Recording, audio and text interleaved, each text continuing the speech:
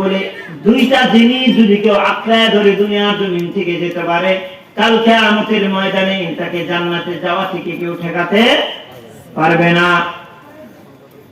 আল্লাহর হাবিব জনাব মুহাম্মদুর রাসূলুল্লাহ সাল্লাল্লাহু আলাইহি ওয়াসাল্লাম ওই বিদায় হজের ভাষণের মধ্যে আমাদেরকে সাহাবায়ে কেরামদেরকে উদ্দেশ্য করে যে ভাষণ দিয়েছিলেন, সেই ভাষণের মধ্যে সবচেয়ে মূল্যবান এবং দামি কথা যেটি আমাদের জন্য বলে গেছেন রাসূল করিম সাল্লাল্লাহু আলাইহি ওয়াসাল্লাম বলেন, লাম তাদিল্লু মা তামাসসাকতুম বিহিমা কিতাবাল্লাহি ওয়া সুন্নাত রাসূলি।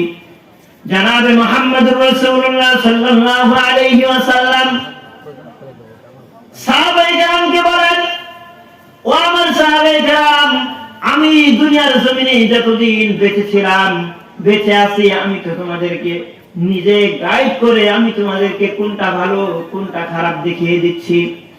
আমার পরামর্শে তোমরা চলছো, কিন্তু শোনো, তোমরা যখন আমি দুনিয়ার জমিন থেকে চলে যাব, তখন সহি রাস্তার উপর চলার জন্য দুইটা জিনিস আমি তোমাদেরকে দিয়ে যাচ্ছি। তারাকতু ফীকুম আমরাইন, আমি দুইটা জিনিস তোমাদের জন্য রেখে যাচ্ছি। কয়টা জিনিস বলেন? কয়টা? দুইটা জিনিস। বলে এই দুইটা জিনিসটা যদি আঁকড়ায় ধরতে পারো, তোমরা পথভ্রষ্ট হবে না। লান তাদিল্লু মা তামাসসাকতুম বিহিমা, এই দুইটা জিনিসের যদি সুন্দর করে আঁকড়ায় ধরতে পারো, তোমরা কোনোদিন পথভ্রষ্ট হতে পারবে না। এক নাম্বার হচ্ছে কিতাব আল্লাহ, আল্লাহ তাআলার কিতাব। আর দ্বিতীয় নম্বরে যে জিনিসটি হচ্ছে সেটা হলো সুন্নাত রাসূলি, রাসূল করিম সাল্লাল্লাহু আলাইহি ওয়াসাল্লামের সুন্নাহ।